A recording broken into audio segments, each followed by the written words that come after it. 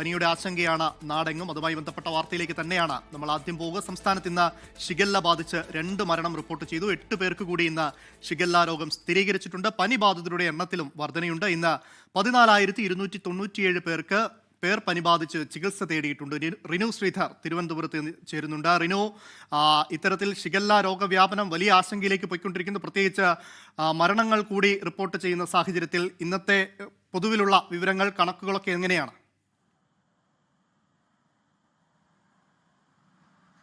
അമൽ, സംസ്ഥാനത്ത് പകർച്ച വ്യാധികളുടെ എണ്ണത്തിൽ വലിയ രീതിയിലുള്ള വർധനവ് ഉണ്ട് എന്നുള്ളത് തന്നെയാണ് കണക്കുകൾ സൂചിപ്പിക്കുന്നത്. നമുക്ക് DHSൽ നിന്ന് ലഭിക്കുന്ന കണക്ക് പരിശോധിക്കുകയാണെങ്കിൽ ഷിഗല്ല രോഗം ആയി ബന്ധപ്പെട്ടുകൊണ്ട് 2 മരണം ഇന്ന് സംസ്ഥാനത്ത് സ്ഥിരീകരിച്ചു എന്നുള്ളതാണ്. രോഗം ബാധിച്ച് സംസ്ഥാനത്ത് 2 പേർ മരിക്കുമ്പോൾ 8 പേർക്ക് ഇന്ന് മാത്രം ഷിഗല്ല രോഗം സ്ഥിരീകരിച്ചു എന്നുള്ള വിവരവും കണക്ക് നൽകുന്നുണ്ട്. തിരുവനന്തപുരം, കൊല്ലം, തൃശ്ശൂർ, മലപ്പുറം, കോഴിക്കോട് ജില്ലകളിലാണ് ഇന്നത്തെ രോഗബാധ എന്നുള്ളതാണ് ഏറ്റവും പ്രധാനപ്പെട്ട ഒരു കാര്യം.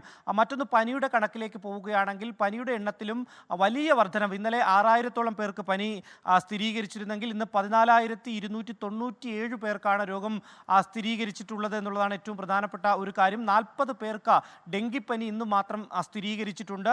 എലിപ്പനിയാണെങ്കിൽ 7 പേർക്കും സ്ഥിരീകരിച്ചു എന്നുള്ള കണക്കാണ് നമുക്ക് ലഭ്യമായിട്ടുള്ളത്. ഒപ്പം മലേറിയ രോഗം ബാധിച്ചവരുടെ എണ്ണത്തിൽ 4 പേരുണ്ട് എന്നുള്ളതാണ്. ഈ 14,297 പേർക്ക് രോഗം സ്ഥിരീകരിക്കുമ്പോൾ 170ഓളം പേർ മാത്രമാണ് ആശുപത്രിയിൽ ഇൻപേഷ്യൻ്റ് ആയത് എന്നുള്ളതാണ് ഏറ്റവും ഒരു ആശങ്ക ഉളവാക്കുന്ന കാര്യം എന്നുള്ളതാണ് ഏറ്റവും പ്രധാനപ്പെട്ട ഒരു കാര്യം. എന്തായാലും കിടത്തി ചികിത്സയുമായി ബന്ധപ്പെട്ടുകൊണ്ട് അല്ലെങ്കിൽ ഈ പനി ബാധിച്ചെത്തുന്നവർക്ക് പ്രതിരോധ മരുന്നുൾപ്പെടെ നൽകുന്നതുമായി ബന്ധപ്പെട്ടുകൊണ്ട് എല്ലാ രീതിയിലും സുസജ്ജമാണ് ആരോഗ്യവകുപ്പ് എന്നുള്ളതാണ് ആരോഗ്യ മന്ത്രി അടക്കം പറയുന്നത്. നിപയുമായി ബന്ധപ്പെട്ടുകൊണ്ട് വലിയ രീതിയിലുള്ള ആശങ്കയില്ല എന്നുള്ളൊരു കാര്യം കൂടി ആരോഗ്യവകുപ്പ് മന്ത്രി ഇന്ന് വാർത്താക്കുറിപ്പിലൂടെയും അറിയിച്ചിട്ടുണ്ട്. അമൽ, ശരി. റിനു ശ്രീധറാണ് തിരുവനന്തപുരത്ത് നിന്ന് വിവരങ്ങൾ നൽകിയത്.